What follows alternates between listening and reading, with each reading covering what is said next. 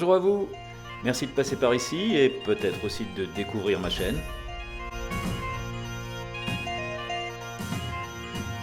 Allez, c'est parti pour la vidéo du jour. Bien, jusqu'ici, je vous ai proposé une technique pour éviter que vos anges de bourdon ne tombent dans la poche. On a évoqué également le problème de l'ajustement du fil sur les coulisses de bourdon. Et bien sûr, en 2 vidéos, je vous ai présenté une méthode assez complète d'accordage de votre cornemuse, chanter et bourdon. Mais nous n'avons pas encore abordé ce qui est parfois présenté comme étant le réglage optimal de la longueur des coulisses de bourdon.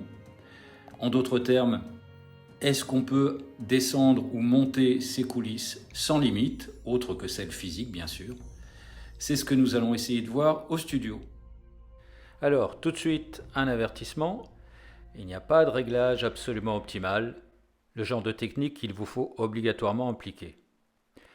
Beaucoup dépend bien sûr du type d'ange que vous utilisez, de leur réglage, de l'accord avec le chanter, des conditions de jeu et parfois aussi du son que vous recherchez. Par exemple, si vous cherchez plutôt un diapason écossais ou au contraire un accord plus dans la norme. S'attacher à définir un réglage définitif de la longueur des coulisses est dans ce contexte un poil illusoire.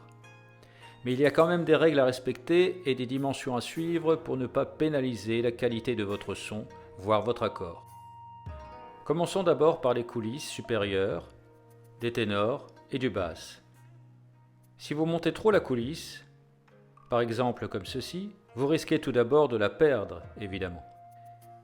Mais il y a aussi de grandes chances que votre bourdon soit instable, perturbant ainsi votre accord.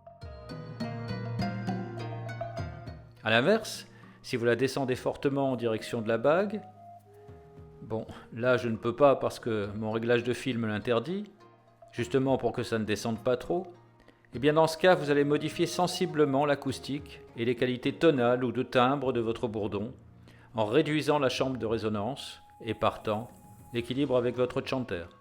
Il est donc recommandé de positionner les coulisses supérieures au minimum à la limite du fil. Dans ce cas-là, votre bourdon sera plus aigu et au maximum à 9 mm de la limite du fil, à peu près comme cela. Donc vous avez une fourchette de réglage, ce dernier allant dépendre essentiellement de votre équipement et des conditions de jeu. Pareil pour les 3 coulisses supérieures, des ténors et du basse.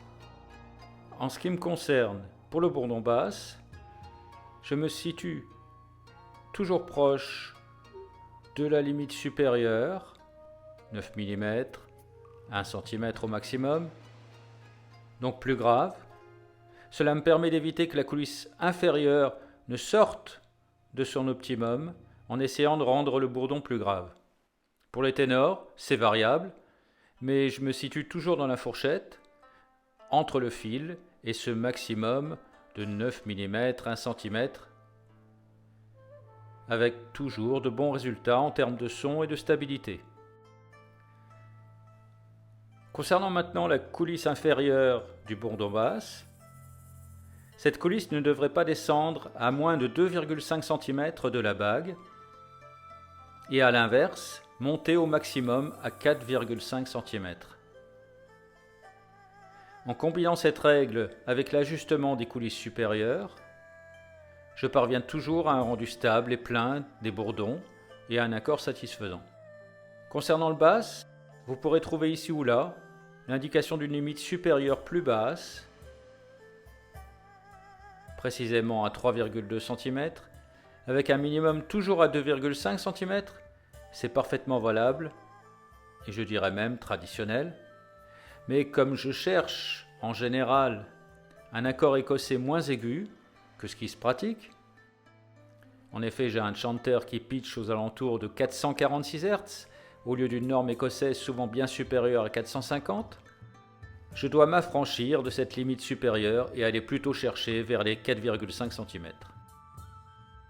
Voilà donc, retenez ces 2 règles. Les coulisses supérieures à régler entre la limite du fil et 1 cm au-dessus, la coulisse inférieure du basse entre 2,5 et au maximum 4,5 cm de la bague. Attachez-vous à respecter ces 2 fourchettes et vous aurez potentiellement les meilleurs résultats concernant le son de vos bourdons. Et, important, si vous ne parvenez pas à respecter ces limites, c'est sans doute qu'il vous faut changer quelque chose au niveau du réglage de vos hanches. Parfois aussi, c'est qu'il fait trop froid ou trop chaud. Notre cornemuse préfère quand même les climats tempérés en général. Voilà, c'est tout pour aujourd'hui. À bientôt et keep piping!